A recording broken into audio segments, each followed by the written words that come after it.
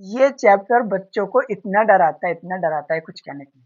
लेकिन चिंता मत करो, इसे हम बहुत तेज रिवाइज करेंगे और इसे नोट कर लेना। अगर तुम्हें ये याद रहेगा ना, तो ये चैप्टर आपको बहुत आसान लगेगा। बात करते हैं बेटा त्रिभुज की समरूपता। तो समरूपता की शर्त क्या है?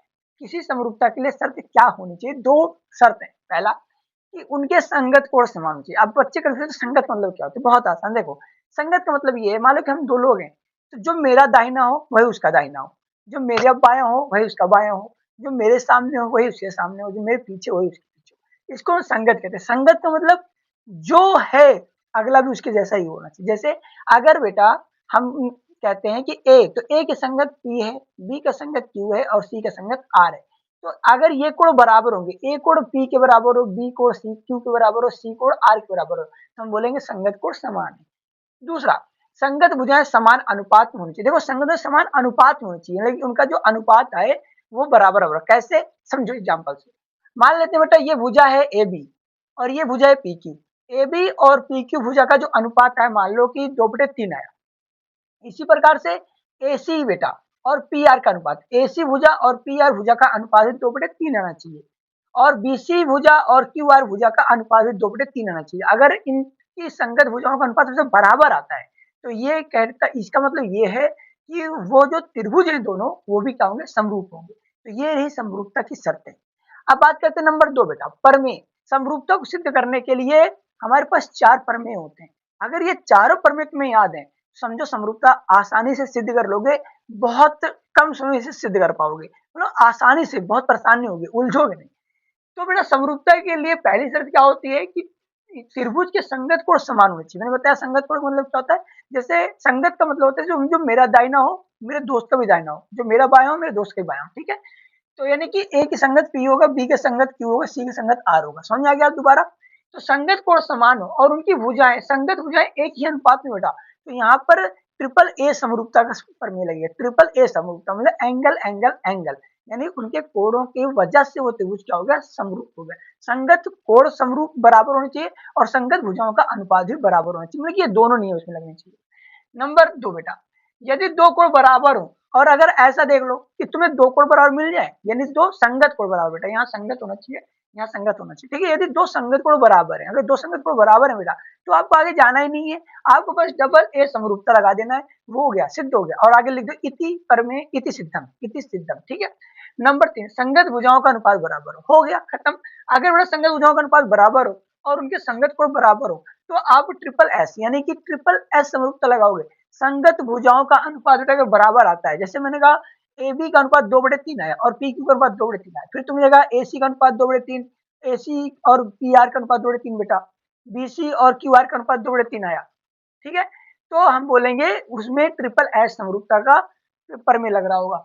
नंबर 4 बेटा, कोई एक संगत कोण बराबर है बेटा। अगर कोई भी एक संगत कोण बराबर है तथा उनके कोणों की संगत भुजाओं का अनुपात बराबर, उन कोणों की संगत भुजाओं का अनुपात बराबर हो, इसको थोड़ा अच्छे से समझना, ठीक है? कंफ्यूज हो जाओगे। कोई एक संगत कोण बराबर हो, मान लेते हैं मैंने कहा कि ए बराबर है पी के, ठीक है? ए बराबर है पी के और फिर मैंने कहा उन कोणों की संगत भुजाओं का अनुपात बराबर बेटा।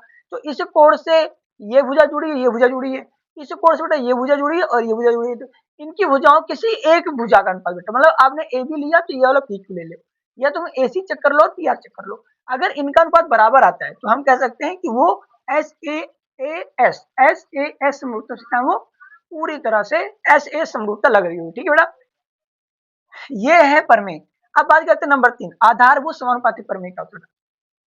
देखो, आधारभूत समानुपाती प्रमेय ये कहता है कि त्रिभुज की किसी भुजा के समांतर, कोई त्रिभुज तुमने खींचा, ये त्रिभुज मैंने खींच लिया, अब इसको बोल दो, इसके बारे में सोचो, त्रिभुज एबीसी है बेटा। त्रिभुज एबीसी किसी भुजा के समांतर, इसकी किसी एक भुजा, चाहे तुम ए बी ले लो, चाहे एसी लो, चाहे बीसी लो, इसके समांतर खींचो बेटा। तो हम एक काम करते हैं, बीसी ले लेते हैं। अब बीसी के समांतर तुम ऐसे एक रेखा खींचो, ये ऐसे खींचो बेटा, ऐसे समांतर रेखा खींचो, समांतर रेखा खींचो, खींची जाने वाली रेखा अन्य दो भुजाओं बेटा। अगर तुम बीसी के समांतर से खींचोगे, इसको समझो, अगर तुम बीसी के समांतर से खींचा बेटा, तो जब बीसी रेखा के समांतर से खींचोगे तो अन्य दो भुजाओं अन्य दो भुजाओं को समान अनुपात वाली करते हैं। तो ये बेटा क्या करेंगे ना, ए बी और ए सी को, अगर तूने बीसी के समांतर खींचा है, बीसी के समांतर खींचा है, तो ये जो रेखा है ना बेटा, ये जो रेखा है, ये रेखा ए बी और बीसी को समान अनुपात डिवाइड करेगी। मतलब कि जो अनुपात इसका आएगा, मान लो यहाँ पर तुमने इसे डिवाइड कर दिया, मान लो यहाँ तुमने डिवाइड कर दिया बेटा, ये हो गया, मान लो ये हो गया तुम्हारा एम, और ये हो गया n, तुमने ऐसे खींच दिया इस प्रकार से। अब बेटा टोटल लंबाई जो आएगी, ये मान लो ये आ गई 4 और ये आ गई 7, और ये बेटा 4 ये भी 7, इस प्रकार से आएगा आंसर, ठीक है। यानी कि 4/7 इधर भी आएगा और 4/7 बेटा इधर भी आएगा। बात समझ आ गई? यही बात कहता है। अगला बेटा, यदि कोई दो रेखा त्रिभुज की दो भुजाओं को समान अनुपात में विभाजित करता है, यदि कोई रेखा त्रिभुज की दो भुजाओं को समान अनुपात में विभाजित करता है तो यह तीसरी भुजा समांतर होगा। देखो यार, इसी का ना विलोम है, कहने मतलब ये, मैंने एक रेखा खींची, ये रेखा खींची और ये रेखा ने क्या किया, ए बी भुजा और ए सी भुजा को समान अनुपात में विभाजित, 4/7 4/7 में डिवाइड कर दिया। तो कहने मतलब इतना हो गया कि ये जो रेखा है ना बेटा, ये बीसी समांतर हो गई। और क्या यार, है ना, बीसी क्या हो गई, समांतर हो गई। इसी का उल्टा है, ये पहले का उल्टा है, आप ऐसे भी इसको कह सकते हो। और नंबर 4 आखिरी बेटा हमारा, और वो है समरूप त्रिभुज के क्षेत्रफल।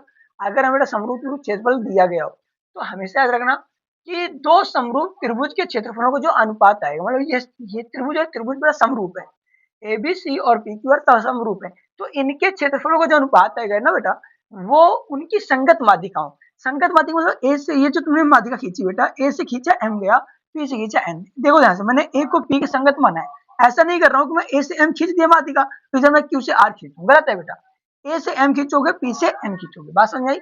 ए से आप एम खींचोगे और पी से आप एन खींचोगे, तो इनकी संगत माध्यिकाओं के वर्ग, इनकी संगत माध्यिकाओं के वर्ग, जो माध्यिका बेटा, ये माध्यिका दिख रही है, ये माध्यिका क्या होती है बेटा, जो त्रिभुज को दो हिस्सों में डिवाइड करती है बराबर भागों में, उसी माध्यिका बीच की माध्यिका के मध्य की रेखा, माध्यिकाओं के वर्ग का अनुपात, वर्ग जो लिखो बेटा, ये तो वर्ग लिखा है, वर्ग का अनुपात उनकी वर्ग के अनुपात के बराबर होता है, वर्ग के अनुपात के बराबर होता है, मतलब कि त्रिभुज एबीसी और त्रिभुज पी क्यू आर का क्षेत्रफल बराबर बेटा उनकी माध्यिकाओं ए एम बटे पी एन का वर्ग। उम्मीद करता हूँ बेटा तुम्हें ये पूरा का पूरा चैप्टर पक्का समझ में आ गया होगा 10 मिनट के अंदर। चाहते हो ऐसे ही सभी चैप्टर को 10 मिनट के अंदर रिवाइज करना, 10-10 मिनट में, 10 मिनट से कम में भी रिवाइज करना, थोड़ा नीचे आपको डिस्क्रिप्शन बॉक्स में प्लेलिस्ट दी गई है, जाओ क्लिक करो और सारे वीडियो लेक्चर देखो और 10 मिनट के अंदर अंदर हर चैप्टर को अच्छे से रिवाइज करो। मिलते हैं अगली वीडियो में, टेक केयर, लव यू।